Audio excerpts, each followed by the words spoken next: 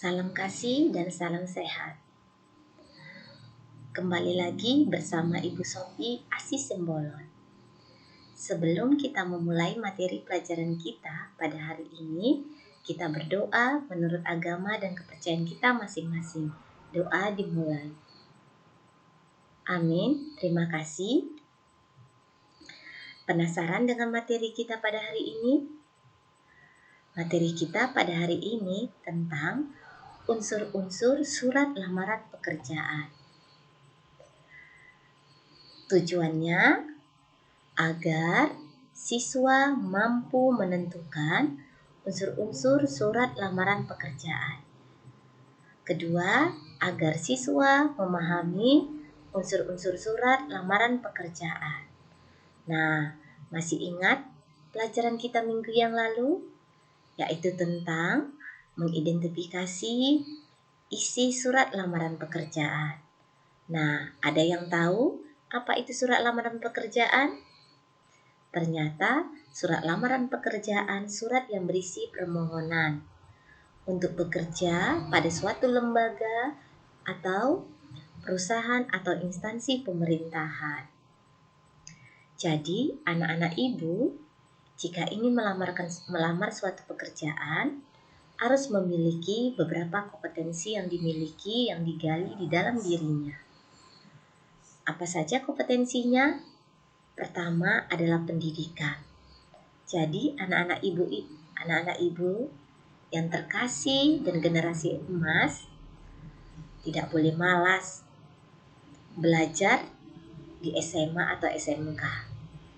Jadi harus meningkatkan belajarnya dan menyelesaikan studinya di tingkat SMA. Kemudian kalau ingin melanjutkan ke S1 lebih bagus lagi, melanjutkan lagi S2 lebih mantap lagi. Nah, dengan adanya pendidikan, anak-anak ibu akan dipertimbangkan untuk masuk di dunia pekerjaan, baik dalam perusahaan maupun instansi pemerintahan. Kompetensi kedua, anak ibu harus memiliki skill atau keterampilan. Nah, harus belajar bahasa asing. Salah satunya bahasa Inggris, bahasa Mandarin, bahasa Jepang. Itu contohnya. Dengan bahasa asing, kita bisa berkompetisi dengan yang lain. Keterampilan kita miliki yaitu mampu menggunakan teknologi. Nah, anak-anak ibu harus menjadi siswa-siswi yang digital. Harus memanfaatkan teknologi yang ada dalam dirinya. Misalnya, handphonenya, laptopnya, memanfaatkan aplikasi di dalam. Dan tidak boleh kalah. Nah, jadi harus semangat ya. Apalagi keterampilan dimiliki. Anak-anak ibu juga harus menggali kemampuan menulisnya. Nah, jangan malas menulis. Dengan menulis artikel, dengan menulis cerita, menulis berita, itu salah satu poin dan bahan pertimbangan juga. Untuk meningkatkan kemampuan menulis kita, anak-anak ibu harus senang literasi.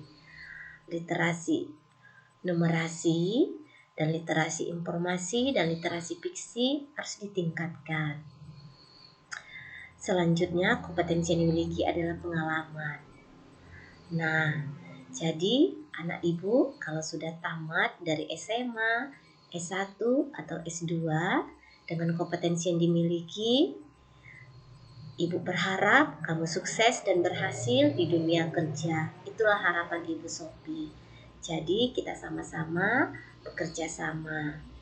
Baik, kita lanjutkan ya materi kita, yaitu tentang unsur-unsur surat lamaran pekerjaan. Apa saja unsur-unsurnya yang terdapat di dalam surat lamaran pekerjaan? Yang pertama adalah tempat dan tanggal surat. Ingat ya, tempat dan tanggal surat. Yang kedua adalah lampiran dan hal. Yang ketiga, alamat surat. Yang keempat, salam pembuka. Yang kelima, alinea pembuka. Keenam, isi.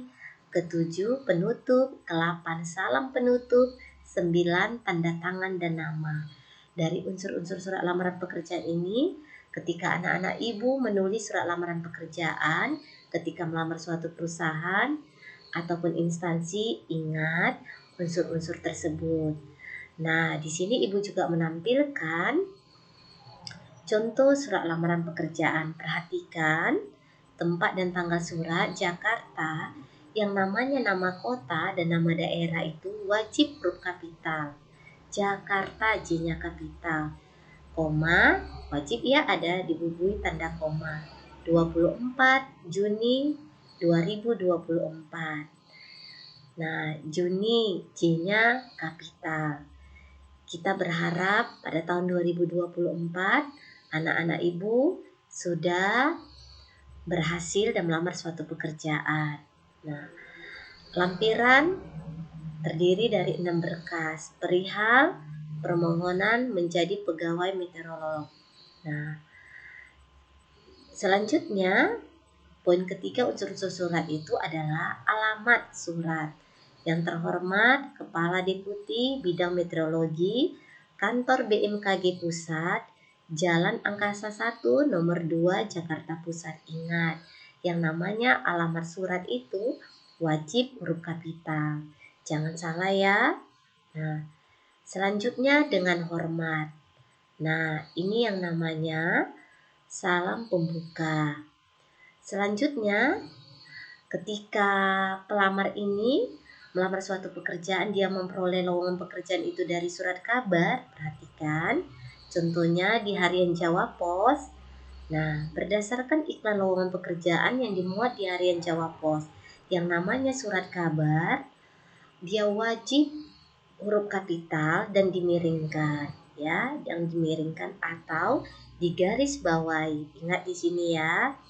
Tanggal 21 Juni 2024. Ingat, yang namanya nama bulan wajib huruf kapital. Sampai sini bisa mengerti kan? Nah, kita lanjutkan identitas pelamar. Ada nama. Nah, namanya Anugrah Rapi Pratama, SSI. Nah, ini dia. Tempat, koma, tanggal lahir, Ajamu, 11 Februari 2002. Titik koma. Nah, pendidikan S1, alamat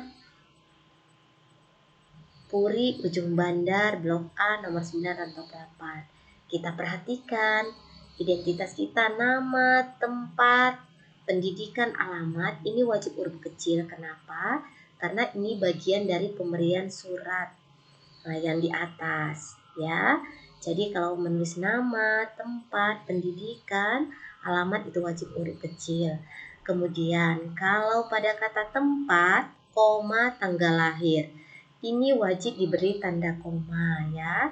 Jangan strip. Ingat ya, pesan Ibu Sophie ini kenapa ada titik koma, titik koma. Ini juga menunjukkan bagian-bagian selanjutnya ada di bawah. Menunjukkan ada lagi bagian-bagiannya. Sampai sini bisa kan? Nah, kita lanjutkan unsur berikutnya. Mengajukan permohonan untuk menjadi pegawai meteorologi. Nah, di sini juga si pelamar melampirkan beberapa berkas-berkasnya yang dilampirkan. Pertama, pas foto 4x6 1 lembar. Ingat, pas foto. Ini P-nya pas foto, bukan pas spasi foto, tapi ditulis rangkai. Begitu juga selanjutnya fotokopi ya, F. Nah, penulisannya juga serangkai, bukan foto spasi kopi. Dan seterusnya diperhatikan ya. Kemudian anak Ibu Sophie di sini ada penutup ya. Nah, salam penutup, demikianlah surat lamaran pekerjaan ini saya ajukan. Titik, atas perhatian Bapak Ibu. Ingat, yang namanya salam penutup kita harus menunjukkan rasa hormat kita kepada atasan dan pimpinan kita. Bapak strip Ibu ini wajib huruf kapital. Kemudian dibubui tanda koma-koma, saya mengucapkan terima kasih. Jangan sekali-sekali menggunakan saya ucapkan, tapi menggunakan mengucapkan terima kasih. Kemudian penutup hormat saya ada koma, kemudian tanda tangan dan diberikan nama kita yang jelas. Sampai sini bisa kan anak ibu? Nah, perhatikan kepada anak-anak ibu yang sering keluar di dalam ujian nasional atau UNBK, itu sering adalah pada identitas kita. Pemberian surat ini identitas ya, tentang nama, tempat, tanggal lahir, pendidikan, alamat. Ingat penulisannya ya. Nah, ini sering keluar. Kemudian pada penutup surat. Demikianlah surat lamaran pekerjaan ini saya ajukan. Atas perhatian Bapak strip Ibu, saya mengucapkan terima kasih.